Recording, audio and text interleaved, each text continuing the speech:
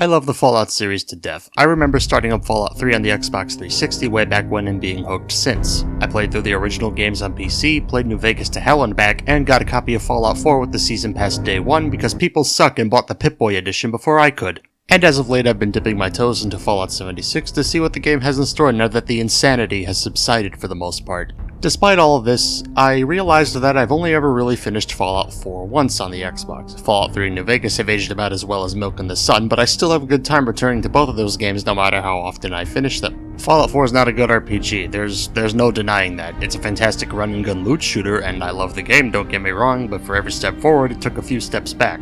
I'd continue, but this isn't a review video, and I'm not about to regurgitate everyone's opinion on the game. No, instead, I want to revisit the game. I want to try something different, because as much fun as it is to run around Boston and pepper everything with bullets, you can only do that so many times before you start getting bored. So why not burn down the whole city instead?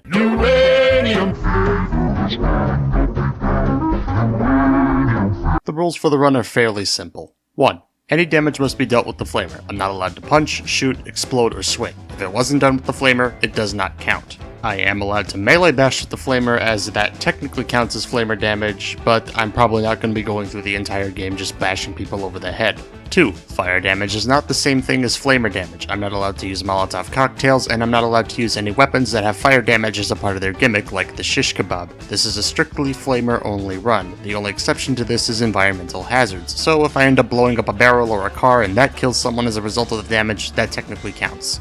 3. I must do at least one ending which puts me against the Brotherhood of Steel. 4. Difficulty must be on very hard. This is for no particular reason other than to annoy myself. 5. Side content is optional, but I must do the bare minimum needed to beat the game. And lastly, no companions, even if I give them a flamer to use in a fight. I should note before I begin that I've never done a challenge run like this before, and I did no research at all. If you're a challenge run snob, please, for the love of God, be nice. I am going to make some very, very dumb decisions here.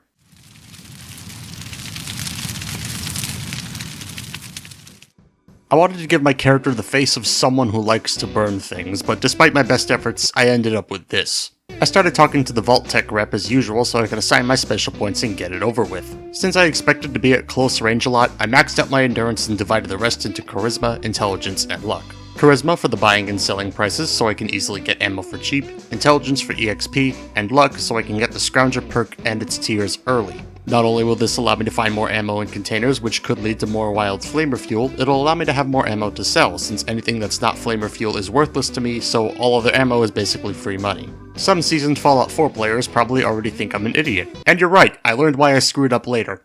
I slammed the door in the face of the salesman, which made the guy in the news very upset about it for some reason.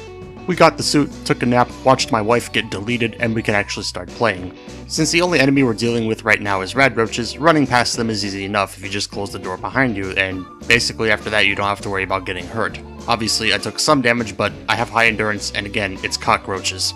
I grabbed whatever junk I could to sell later, got my Pip-Boy, tried to open the vault, and then I immediately screwed up.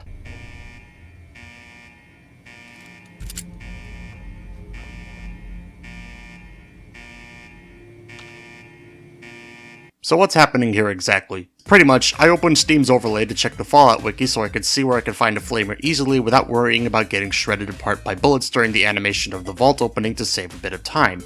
But because I forgot that this is a Bethesda game, apparently doing something as small as opening the Steam overlay during a crucial animation makes the game break and prevents the vault door from opening. Isn't that nice? Okay, now what? Restart? No, I spent all that time giving Flamio Hotman the face he deserves. I am not going back.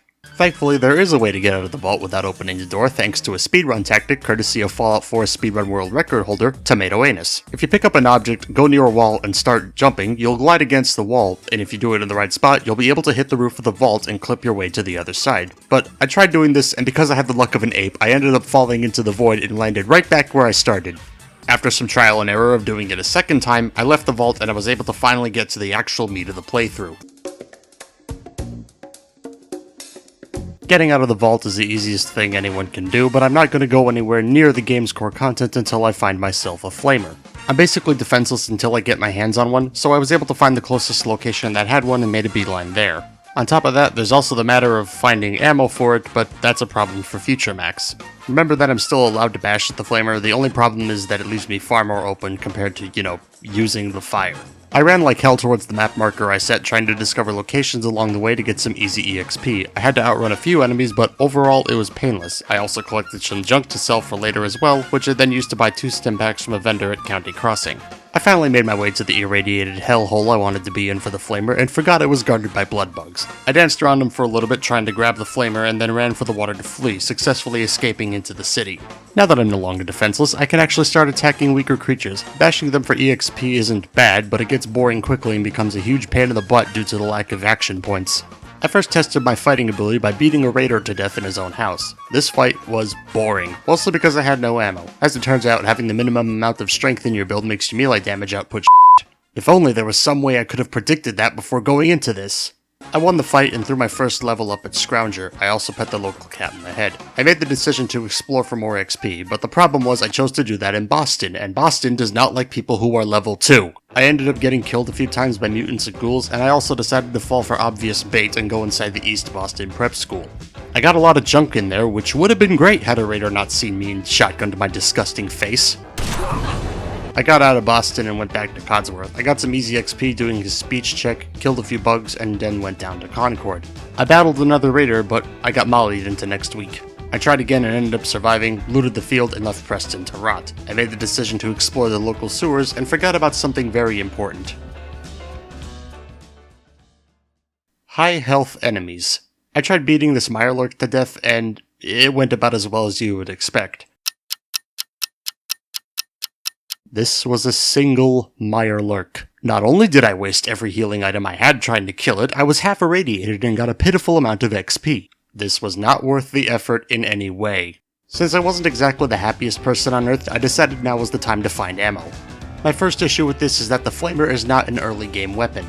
At all.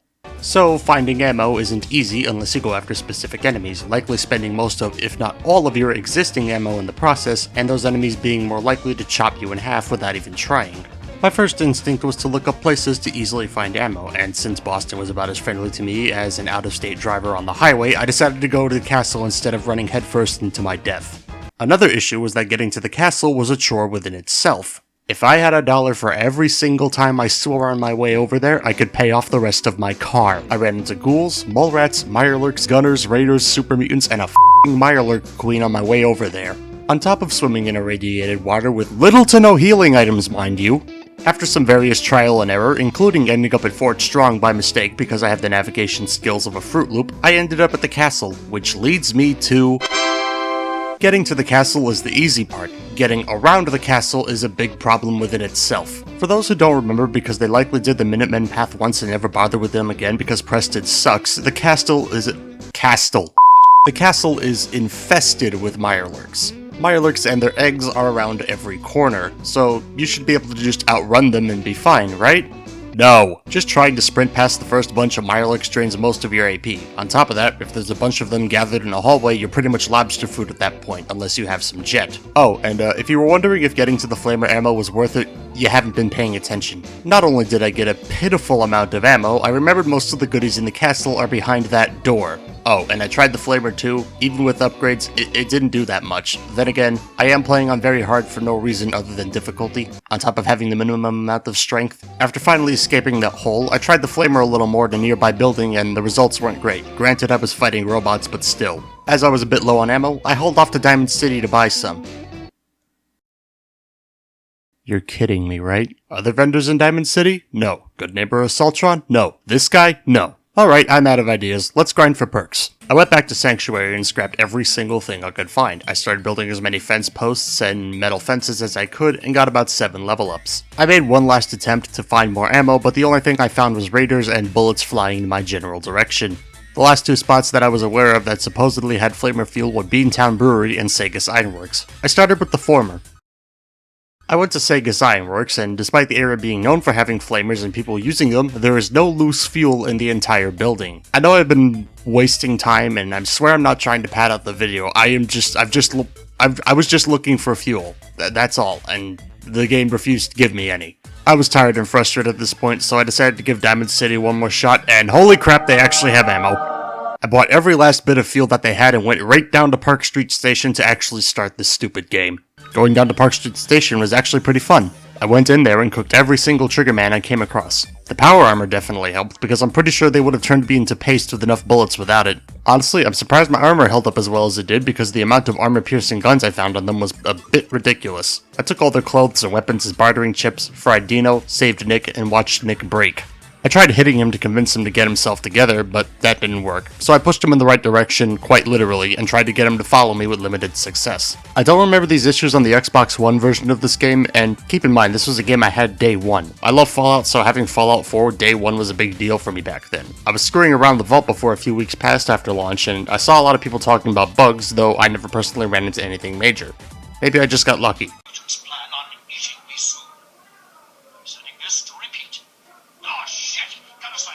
Emphasis on major.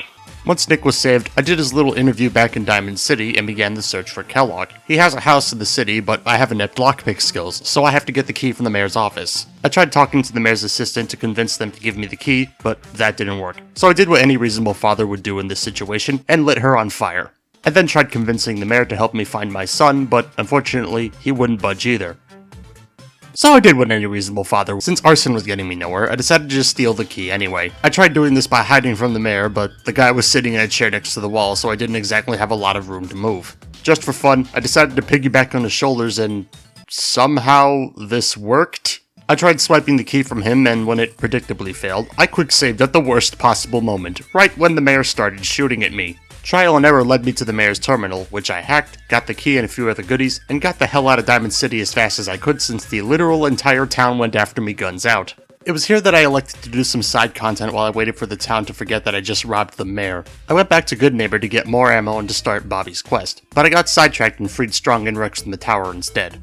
I later had fun with the big dig, including having to spawn a clone of Sasha because the original one got stuck in the floor.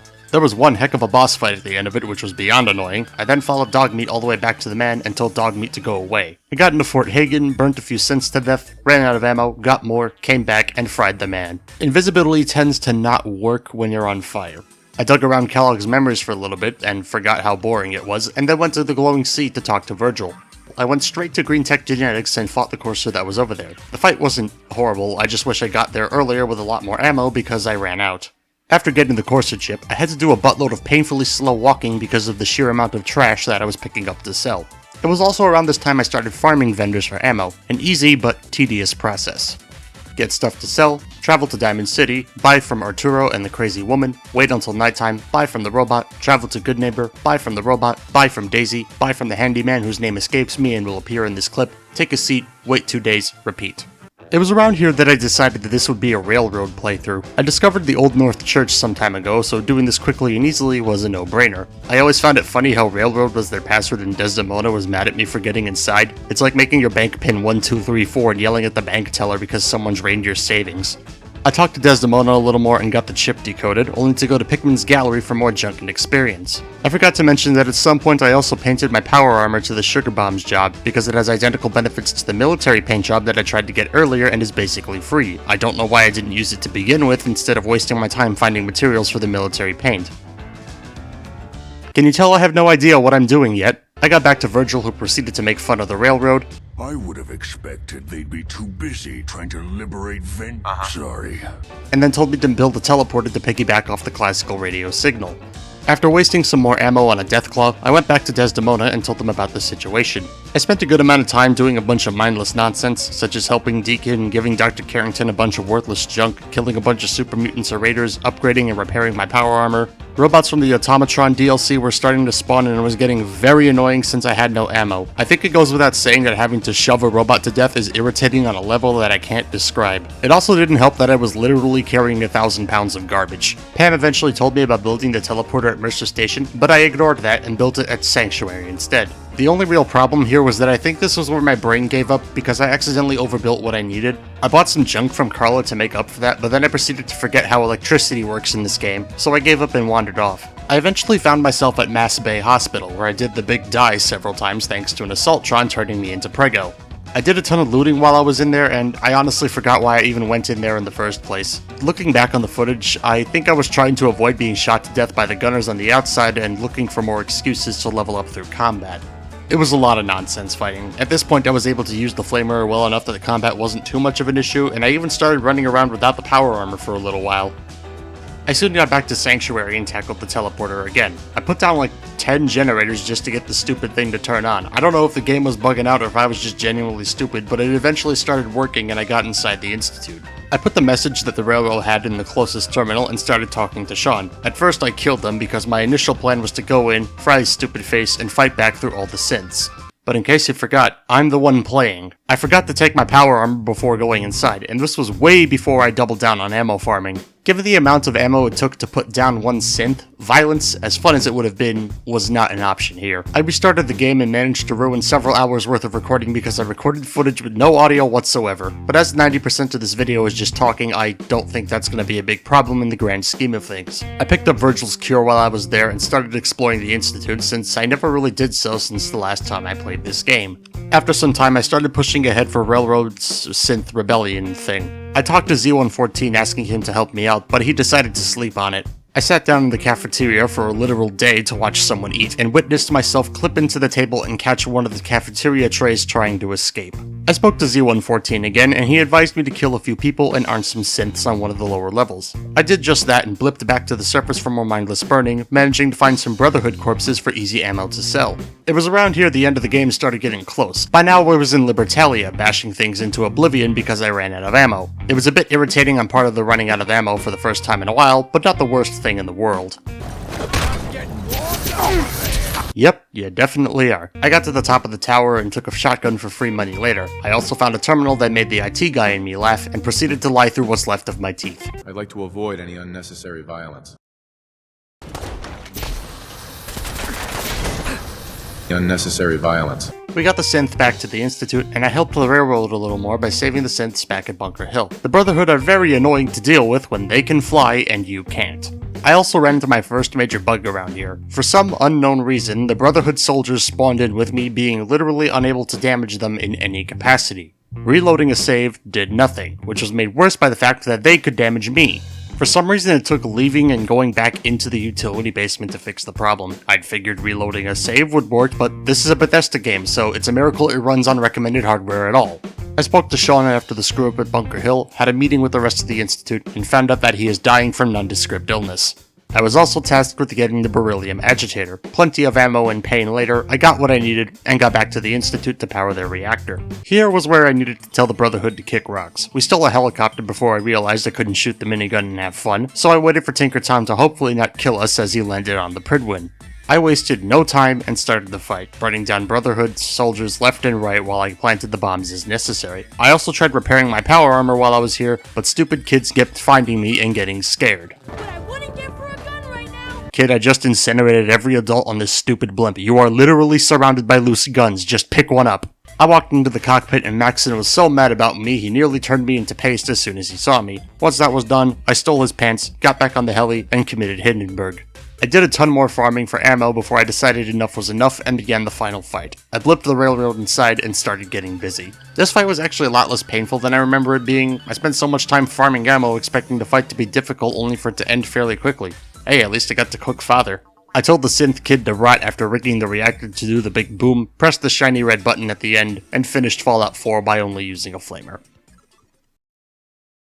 That was a painful run. Granted, I made the wrong build and played on a high difficulty on purpose and proceeded to make an endless string of dumb decisions and wasted countless amounts of ammo on meaningless fights, but hey, the game, I'm gonna blame the game, okay? I did nothing wrong, it's the game's fault. This was the first time I've ever done a challenge run like this. I want to scatter these in between my reviews to change things up a bit. You'll see a little more like this further down the line, not necessarily with Fallout 4, but I have some other plans for challenge runs on paper that I want to put in the pipeline someday. Thank you for watching. Leave feedback in the comments below, leave a like and consider subscribing for more content. I have some sort of game reviews, I guess you could call them, or yeah. Okay, I'm gonna cut that out. I also have some game reviews on this channel with a couple of them up right now and some more coming in the future. Once again, please subscribe if you like what you saw. I'm Mr. Max. I'll see you next time.